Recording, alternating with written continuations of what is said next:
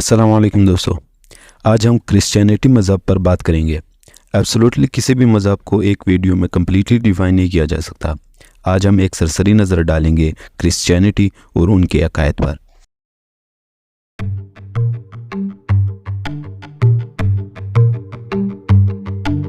दो हज़ार साल पुरानी इन तालीमात के अंदर वक्त के साथ साथ बहुत कुछ बदल चुका है और इसका असल नुस्खा आज तक किसी के पास नहीं, जिसकी वजह से बहुत सारी इख्तलाफात वजूद में आई और इसी इख्तलाफात की वजह से आज क्रिश्चियनिटी में बहुत सारे सेक्ट्स यानी फ़िरके हैं।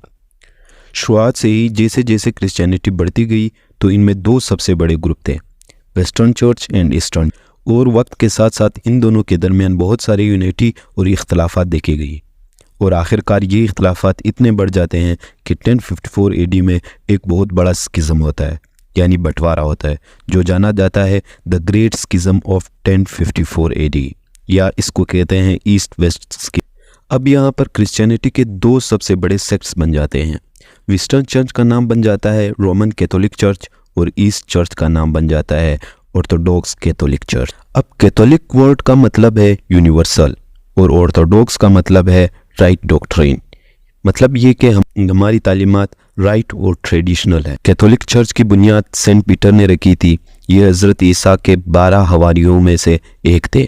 सेंट पीटर ने 12 बरस तक इस फ़िरके की तबलीग की और इन्हें शहनशाह नेहरू के दौर में मजहबी बदअमनी फैलाने की इल्ज़ाम में सलीब पर लटका दिया गया।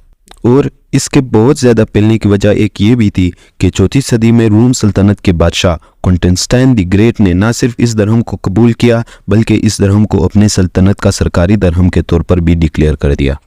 अब कैथोलिक और ऑर्थोडॉक्स चर्च के मजहबी इख्तिलाफात की वजह से एक नया सेक्ट वजूद में आया जो कि प्रोटेस्टेंट के नाम से जाना जाता है और इसकी बुनियाद रखी थी मॉडर्न लूथर ने। जब मॉडर्न लूथर को पता चला कि इनके पोप और प्रिस्ट अपने मर्जी से क्रिश्चियनिटी में तब्दीली कर रहे हैं, जिसे चाहे जन्नत और जहन्नम का सर्टिफिकेट दे रहे हैं, तो उन्होंने लोगों को बताने के लिए बहुत सारी किताबें लिखी और बगावत की।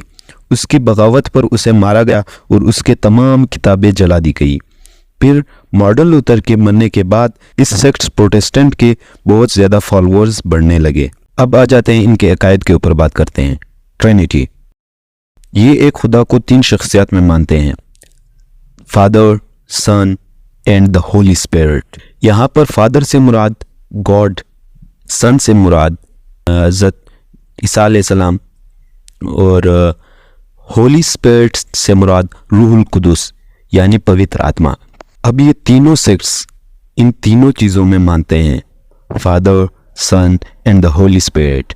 लेकिन अगर हम डिटेल में जाए तो इनके दरमियान कुछ इख्तलाफात है। रोमन कैथोलिक चर्च मानते हैं कि पवित्र आत्मा फादर एंड सन से होके आता है, जिसका मतलब है फिलियो, और द वर्ड फिलियो का मतलब है एंड द सन।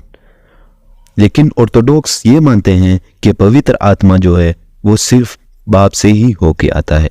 वो सिर्फ ये मानते हैं कि हज़रत ईसा खुदा का बेटा है जो इंसान बनकर आया है और ये वर्जिन मेरी से पैदा हुआ है।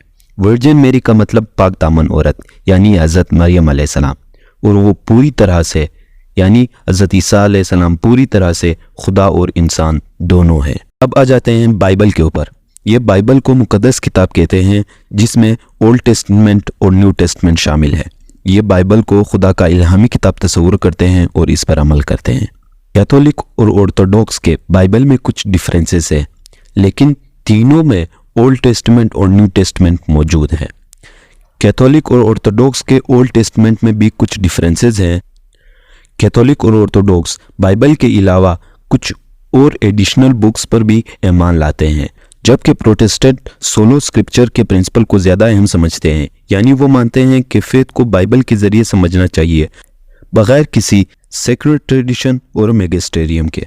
रोमन कैथोलिक चर्च और ऑर्थोडॉक्स कैथोलिक चर्च में मैजिस्टेरियम के पास टीचिंग अथॉरिटी होती है, जिससे पोप और बिशप संभालते हैं। वो चर्च के डॉक्ट्रिन को डिफाइन करते हैं, बाइबल को समझते हैं और मजहबी मसले पर फैसला करते हैं। कैथोलिक चर्च के एडिशनल बुक्स की किताबों के नाम ये हैं।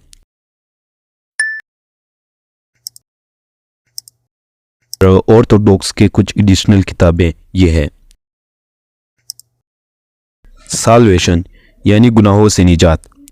سالویشن ایک مذہبی اور روحانی کانسیپٹ ہے جو کہ ہر مذہب کے مختلف عقائد پر ہوتا ہے۔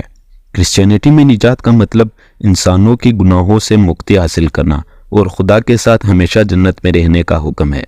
اب ان تینوں سیکٹس کے سالویشن کا کانسیپٹ مختلف ہے۔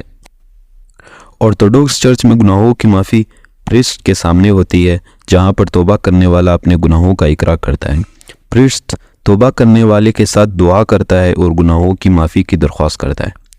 معافی حاصل کرنے کے بعد آرتھوڈوکس چرچ سمجھتے ہیں کہ ان کے گناہوں کی سزا اللہ نے ختم کر دی ہے۔